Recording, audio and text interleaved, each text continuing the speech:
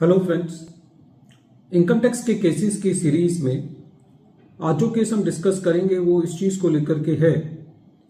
कि यदि assessing officer assessee के ऊपर एक ऐसे सेक्शन में पेनल्टी लगाता है जो सेक्शन असेसी के ऊपर एप्लीकेबल नहीं है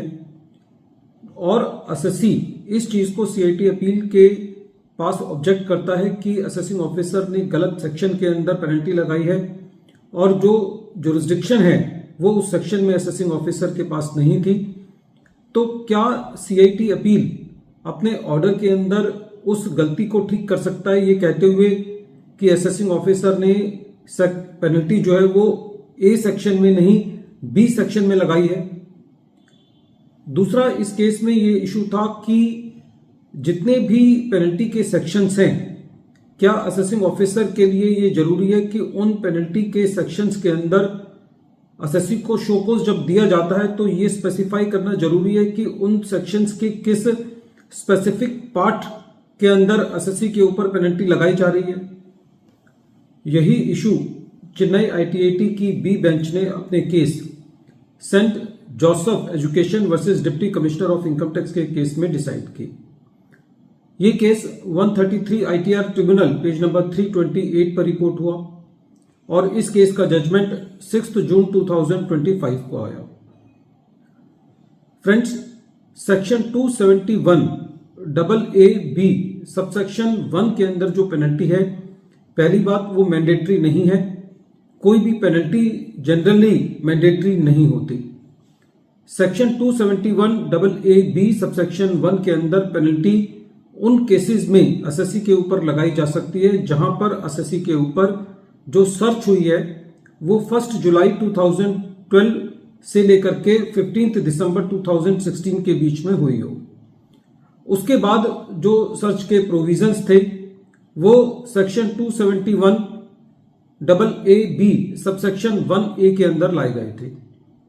प्रेजेंट केस के अंदर असेसी के यहां जो सर्च हुई थी वो 7 नवंबर 2019 को हुई थी। तो इस तरीके से जो असेसी के ऊपर पेनल्टी का प्रोविजन बनता था वो सेक्शन 271 AA-B सबसेक्शन 1A बनता था, ना कि section 271 AA-B subsection 1। Present case में असेसी को जो पेनल्टी का नोटिस भेजा गया सेक्शन 274 के अंदर, जो शोकोस नोटिस था, उसके अंदर यह बोला गया कि असेसी के ऊपर जो पेनल्टी प्रपोज की गई है वो सेक्शन 271 AA-B सबसेक्शन 1 के अंदर की गई है और अकॉर्डिंगली पेनल्टी लगाई गई। जब ये मैटर सीआईटी अपील के पास था तो सीआईटी अपील ने ये कहा कि ये penalty assessing officer section 271 AA-B subsection 1 में नहीं लगाना चाहता था, वो सेक्शन 271 AA-B सबसेक्शन 1A में लगाना चाहता था। कहने का मतलब यह है कि सीआईटी अपील ने कहीं ना कहीं यह सजेस्ट किया कि जो असेसिंग ऑफिसर है उससे ये एक क्लरिकल मिस्टेक हुई है। जब ये मैटर ट्रिब्यूनल के पास था तो ट्रिब्यूनल ने इस पर यह कहा कि जब असेसी ने कोई एक जुरिस्डिक्शनल ग्राउंड रेज किया है तो सीआईटी अपील की यह जिम्मेदारी थी कि वो उस जुरिस्डिक्शनल ग्राउंड को डिस्पोज ऑफ करता, ना कि असेसिंग ऑफिसर की उस गलती को ठीक करते। तो इस तरीके से ट्रिब्यूनल ने इस मैटर पर यह कहा कि प्रेजेंट केस में पेनल्टी जस्टिफाइड नहीं है क्योंकि ये गलत प्रोविजंस के अंदर असेसी के ऊपर लगाई गई है। पेनल्टी प्रेजेंट केस में सेक्शन 271 AA-B सबसेक्शन 1A में लगाई जानी चाहिए थी और वो भी तब जब असेसी को ये बताया जाता कि पेनल्टी क्लॉज ए में लगानी है या बी के अंदर। प्रेजेंट केस के अंदर ट्रिब्यूनल ने यह कहा कि एसएससी को किसी तरीके की कंफ्यूजन में नहीं रखा जाना चाहिए और ट्रिब्यूनल का यह भी कहना था कि यह नहीं कहा जा सकता कि सेक्शन गलत लिखने से एसएससी का क्या प्रेजुडाइज हुआ है। जहां पर लॉ में यह लिखा हुआ है स्पेसिफिकली कि एसएससी को यह बताना है कि वो किस सेक्शन के अंदर पेनल्टी लगनी है, तो उस केस के अंदर यह नहीं कहा जा सकता कि एसएससी को क्या प्रेजुडाइज हुआ। ट्रिब्यूनल का यह भी कहना था चाहे पेनल्टी अंडर रिपोर्टिंग या मिस रिपोर्टिंग की हो, सेक्शन 270A में हो, तब भी यह बताना जरूरी है कि वो अंडर रिपोर्टिंग है या मिस रिपोर्टिंग है और उसमें भी वो सबसेक्शन 1 से लेकर के 7 में आती है या 8 या 9 में आती है। ट्रिब्यूनल का प्रेजेंट केस में यह भी कहना था कि असेसिंग ऑफिसर को इस प्रिजम्पशन के साथ आगे नहीं बढ़ना चाहिए कि एसएससी ने कोई गलती की है, चाहे एसएससी ने क्वांटम के अगेंस्ट अपनी अपील फाइल की भी हो या ना की हो। ट्रिब्यूनल का ये कहना था कि जो पेनल्टी है वो ऑटोमेटिक नहीं है, वो मैंडेटरी नहीं है, और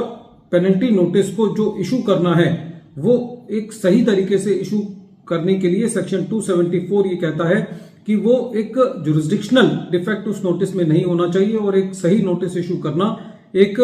मैंडेटरी कंडीशन है पेनल्टी लगाने के लिए। तो प्रेजेंट केस में गलत प्रोविजंस में पेनल्टी लगाने के लिए जो पेनल्टी थी वो चेन्नई आईटीएटी की बी बेंच ने डिलीट करी। वीडियो के अंत में एक बार फिर मैं केस का नाम रिपीट कर रहा हूं। केस का नाम है saint Joseph education trust versus deputy commissioner of income tax, और ये case 133 ITR tribunal page number 328 पर रिपोर्ट हुआ, और इस केस का जजमेंट चेन्नई आईटीएटी की बी बेंच ने 6 जून 2025 को दिया। Thank you friends.